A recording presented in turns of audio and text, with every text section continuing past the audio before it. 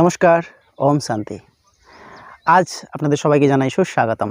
আজকের যে টপিক, নিরন্তর খুশিতে থাকবো কীভাবে, আমরা নিজেকে কি নিরন্তর খুশিতে রাখতে পারি সারা দিন? আপনার উত্তরে কি আসবে, হ্যাঁ নাকি না? যারা হ্যাঁ বলছেন তারা তো পজিটিভ মাইন্ডেড ব্যক্তি, আর যারা না বলছেন তো তাদের কিছু শুধরানো দরকার আছে। তো আমরা আসুন যে নিরন্তর খুশিতে থাকতে গেলে আমাদের কিছু কিছু দিক, কিছু কিছু টপিক আমাদেরকে ফলো করতে হবে।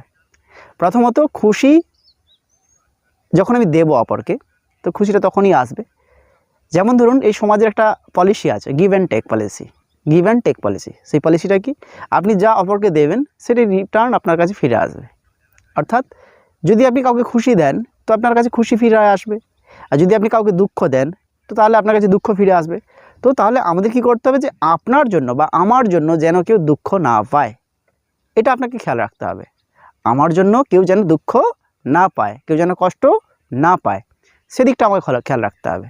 আর কি খেয়াল রাখতে হবে, আমি কতজনকে খুশি দিতে পারছি, আনন্দ দিতে পারছি, আমার জন্য কতজন খুশি প্রাপ্ত করছে, কতজন খুশির অনুভব করছে, তো সেদিকটা আমাকে খেয়াল রাখতে হবে। তাহলে দুটো পার্ট আমাকে দেখতে হবে। কি কি?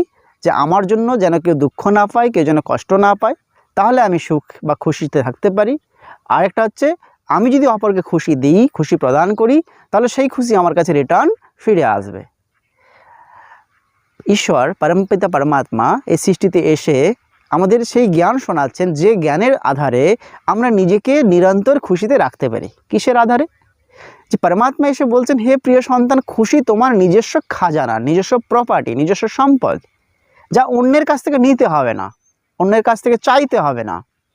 কিন্তু আমি নিজেকে ভুলে গেছি আমি কে। তাহলে আমার খুশি যে নিজস্ব সম্পদ, নিজস্ব প্রপার্টি, তো সেটাও আমি ভুলে গেছি।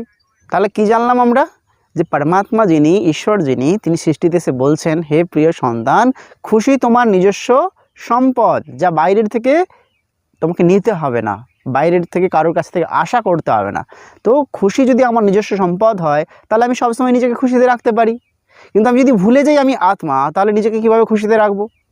তো সেই কারণে আমাদের নিরন্তর এই মেডিটেশন রাজযোগ অভ্যেস করতে হয়, যে রাজযোগের দ্বারা আমি নিজেকে সবসময় আত্মা অনুভব করতে পারি, যে আমি শরীর থেকে আলাদা এক চেতন শক্তি, আর খুশি আমার নিজস্ব সম্পদ। তাহলে আমরা এই দুটো জিনিস আমাদের ধ্যান রাখতে হবে, যে আমার দ্বারা যেন কেউ দুঃখ না পায়, কেউ কষ্ট না পায়, আর আমি যেন সবাইকে খুশি দিতে পারি। আমার রিলেটিভ যারা থাকবে, আমার পাশাপাশি যারা থাকবে, তাদের সঙ্গে যেন আমি খারাপ সম্বন্ধে বা খারাপ সম্পর্কে জড়িয়ে না যায়, যাতে কেউ দুঃখ পেতে পারে। তো যতখানি পারবেন, যতখানি পারা যাবে, যে সবাইকে সুখ দেওয়া। তো যখনই আমি সুখ দেবো অপরকে, খুশি দেবো অপরকে, তখন সেই সুখ বা খুশি আমার কাছে রিটার্ন তার ডবল হয়ে ফিরে আসবে, অনেক গুণ বেশি হয়ে ফিরে আসবে। তো যখন আমরা নিজেকে আত্মা অনুভব করব, নিজস্ব গুণ, নিজস্ব কোয়ালিটি, নিজস্ব সম্পদ, নিজের খুশি মনে করব, যে খুশি আমার নিজস্ব সম্পদ, এর জন্য আমাকে বাইরের কারোর কাছ থেকে হাত পাততে হবে না, তখন কি হবে না, এই খুশি আমার কাছে নিরন্তর বজায় থাকবে। সারাদিন আমি নিজেকে খুশিতে রাখতে পারবো। যে কোনো পরিস্থিতি আসুক না কেন, আমি নিজেকে এই বুদ্ধিতে এই স্থির রাখতে পারবো, যে আমি সব সময় খুশিতে থাকবো। ঠিক আছে, আপনারা ভালো থাকুন, সুস্থ থাকুন। নমস্কার, ওম শান্তি।